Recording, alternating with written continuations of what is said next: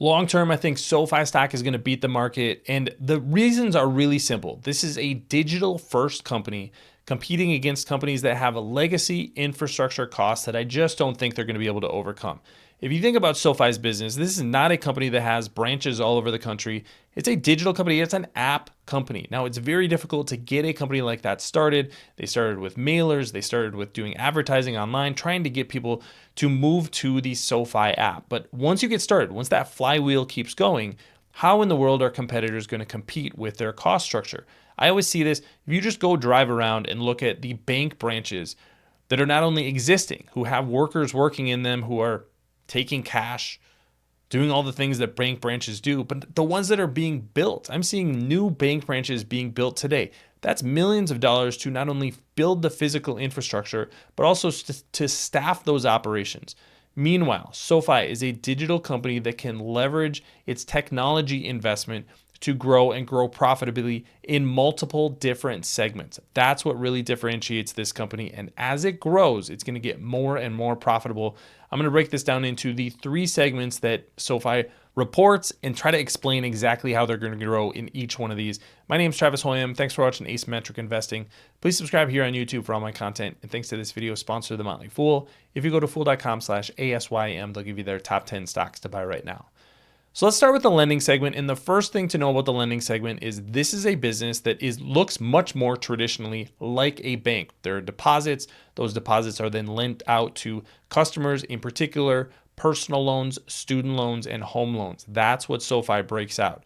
So if you're going to analyze SoFi just as a banking company, you've got to look at their lending. What are their default rates?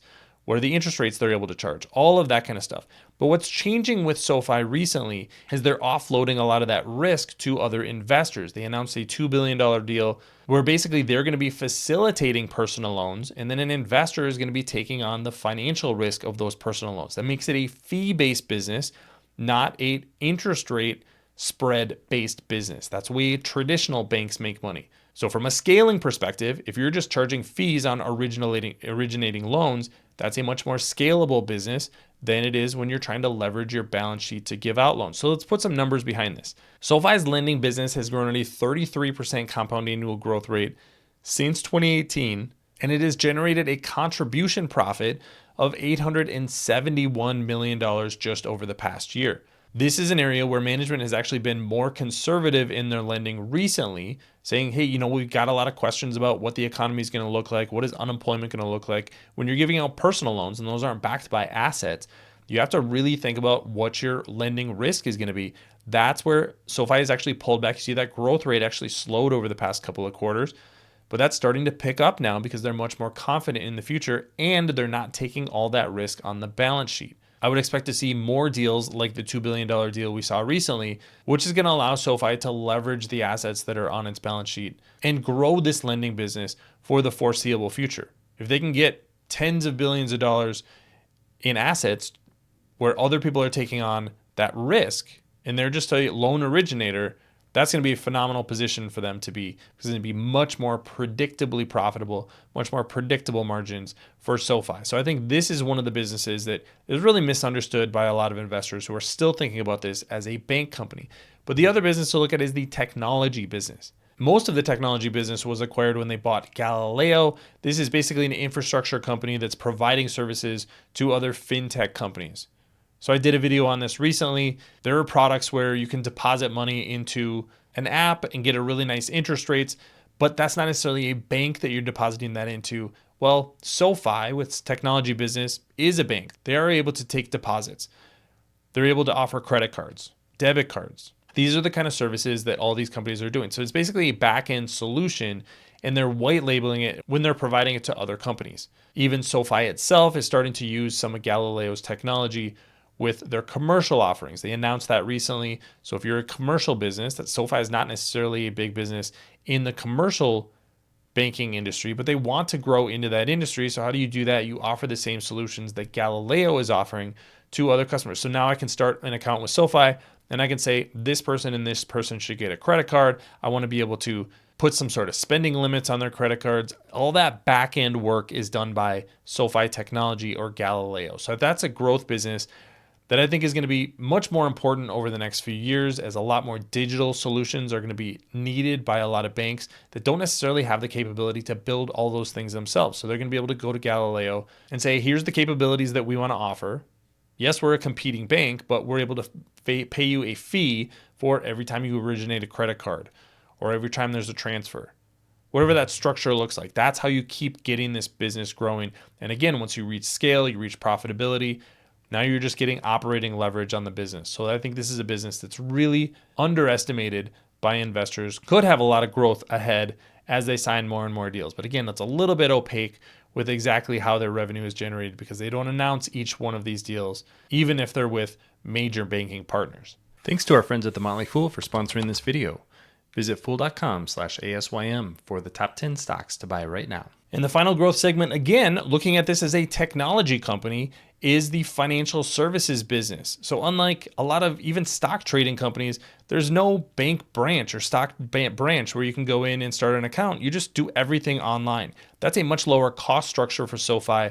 That's how they're able to grow the financial services business at 100% per year, which they did in the most recent quarter. It's also now profitable, $217.2 million in contribution profit over the past year in financial services. There's really no reason to think that this business can't grow significantly. So this is going to be everything from checking accounts to savings accounts, stock trading, credit cards, debit cards, all of those financial services that you get from a traditional bank. SoFi has more and more of these products, and as they proliferate, you're going to be able to offer many more solutions to customers on one single app. I think that's really what's compelling. And when you think about that lower cost structure, they're able to offer things like higher interest rates to induce customers to come over to SoFi. How does a bank that has all this massive cost structure, that has assets on the balance sheet that are held long term, that are earning 1% or 2% interest, how are they going to compete when SoFi is offering 4.5% interest on deposits when banks are offering a fraction of that? I think that's really where this is an unfair game in SoFi's benefit, and financial services is a big part of that. So I think there's a lot of growth potential just attracting more and more customers on the financial services side, and they can offer benefits that a lot of traditional banks can't because they have a much better cost structure. So all of this bullish thesis around SoFi is really about the company leveraging the fact that it's a digital company with basically infinite growth potential, as opposed to the company that's constrained by the geographic or physical constraints that traditional banks are. It's not playing by the same rules as the bank that started in 1905. That's great that you got all that legacy, but this is a completely different business model and a completely different cost structure. That's why we need to look at SoFi much differently. It's why it can grow much more quickly. And if it's not constrained by capital, remember when I talked about that lending business earlier, usually lending is constrained by capital. But if you take off those capital constraints and you're growing in financial services and you're growing in the technology segment, everything is coming up great for SoFi right now. Not the cheapest stock. As I'm recording, the price to book value is a little under 3. That would be traditionally what you want to look at. With a bank, you want that to be right around 1 or under 1, because that would mean it's trading lower than book value. But again, I think this is not a traditional bank. So you want to look more at growth rates. On that front, SoFi is expected to grow 20% over the next couple of years. I think even that is underestimating their growth potential. But let me know what you think about SoFi in the comment section below. Don't forget to subscribe to Asymmetric Investing. Thanks for watching, everybody. See you here next time.